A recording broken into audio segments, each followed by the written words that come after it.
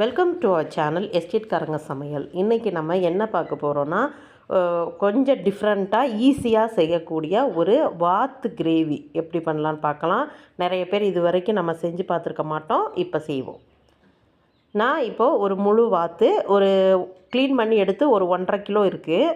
அது கூட கொஞ்சமாக மஞ்சள் தூள், 1 ஸ்பூன் அளவுக்கு நிறச்சி வத்தல் பொடி சேர்த்துக்கிறேன், 3/4 ஸ்பூன் அளவுக்கு மல்லித்தூள், தேவையான அளவு உப்பு, அதாவது கறிக்கு மட்டும் தேவையான அளவு உப்பு. இதில் 1/2 லெமன் நல்லா புழிஞ்சு விட்டுக்கோங்க.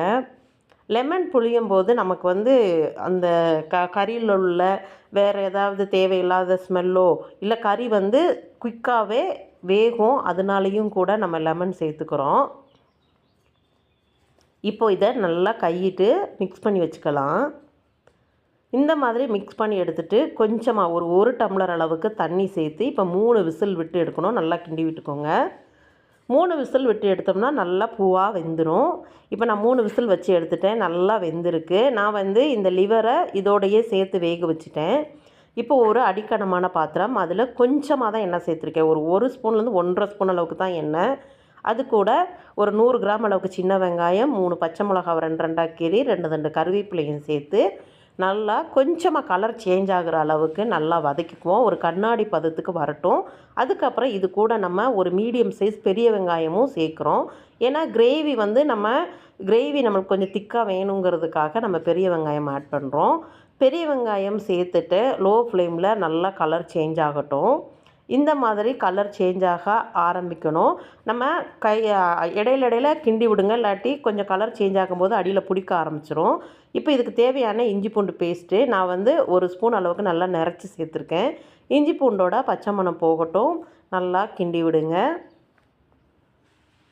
நம்ம இந்த வாத்துக்கறிக்கு இஞ்சி பூண்டு கொஞ்சம் எக்ஸ்ட்ரா சேர்த்தாலுமே நல்லா தான் இருக்கும் ஃப்ளேவரு.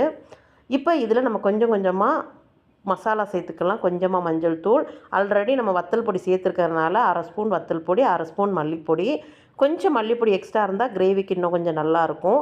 ஒரு 1/4 டீஸ்பூன்லேருந்து 1/2 டீஸ்பூன் அளவுக்கு கரம் மசாலா சேர்த்துக்கோங்க. இது எல்லாமே நல்லா நம்ம ஆயில் குறைவாக தான் சேர்த்துருக்கோம். இருந்தாலுமே அந்த வெங்காயத்தில் எல்லாத்துலேயுமே மசாலா மிக்ஸ் ஆகணும். அதுவும் இல்லாமல் மசாலாவோட பச்சை மணமும் போகணும். அந்தளவுக்கு நல்லா ட்ரை ஆக்கி எடுத்துக்கோங்க. ஏன் நம்ம இதில் இப்போது குருமிளகு நம்ம இடித்து சேர்த்துருக்கோம். குருமிளகு இடித்து சேர்க்கும்போது அதோடய ஃப்ளேவர் வேறு மாதிரி இருக்கும். பவுட்ரு சேர்க்கும்போது அதோட ஃப்ளேவர் வேறு மாதிரி இருக்கும். அதனால் நான் இடித்து சேர்த்துருக்கேன். இது எல்லாமே சேர்த்து இப்போது அந்த வெங்காயம் மசாலா எல்லாமே நல்லா மொறுன்னு சவுண்டு கேட்குற அளவுக்கு நல்லா ட்ரை ஆக்கிக்கோங்க. ட்ரை ஆக்குனதுக்கு அப்புறம் தான் நம்ம இப்போ குக்கரில் வேக வச்சு எடுத்து வச்சுருக்கதை நான் வேறு ஒரு பாத்திரத்துக்கு மாற்றிருக்கேன். இப்போ பார்த்தாலே தெரியும், அப்படியே ஆயில் நிறச்சி இருக்கிற மாதிரி இருக்குது. இது நம்ம அந்த வாத்து ஸ்கின்னோடு எடுத்துருக்கோம் பார்த்திங்களா, அந்த ஸ்கின்னில் உள்ள கொழுப்பு. அதனால தான் நம்ம ஆயில் குறைவாக சேர்த்தோம். இந்த கொழுப்பை ரிமூவ் பண்ணோம்னா கிரேவி டேஸ்ட்டே இருக்காது. அதனால தான் நம்ம ஆயிலை குறைச்சிட்டு இந்த கிரேவியை அப்படியே அதோடு சேர்த்துருக்கோம். நம்ம நல்லா மிக்ஸ் பண்ணி விடுங்க.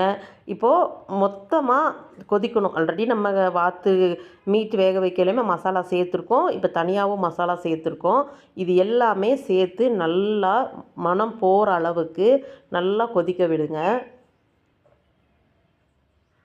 மேக்ஸிமம் லோ ஃப்ளேமில் வச்சுக்கோங்க. நம்ம அதிகமாக தண்ணி சேர்க்கலை, கொஞ்சமாக தான் தண்ணி சேர்த்துருக்கோம்.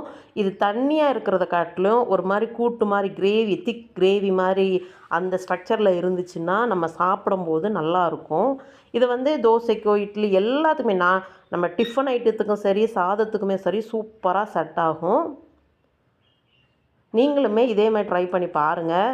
நம்மளோட சேனலை நீங்கள் ஃபஸ்ட் டைம் தான் பார்க்குறீங்கன்னா மறக்காமல் நம்மளோட சேனலை சப்ஸ்கிரைப் பண்ணிக்கோங்க. பக்கத்தில் இருக்க பெல் ஐக்கானையும் கிளிக் பண்ணிக்கோங்க. அப்போனா தான் நான் போடுற வீடியோ உங்களுக்கு அப்பப்போ நோட்டிஃபிகேஷனில் வரும். இப்போது நம்ம கொஞ்சம் திக்காக்கி எடுக்கணுங்கிறதுக்காக நான் ட்ரை பண்ணி பார்த்தேன். சூப்பராக வேறு லெவலில் இருக்குது. நீங்களும் உங்கள் வீட்டில் ட்ரை பண்ணி பாருங்கள். உங்கள் குழந்தைங்களுக்கு காரம் குறைவா வேணும்னா நீங்கள் காரத்தை குறைச்சி சேர்த்துக்கோங்க. பிடிச்சிருந்தால் லைக் பண்ணுங்கள், ஷேர் பண்ணுங்கள், கமெண்ட் பண்ணுங்கள். தேங்க்யூ.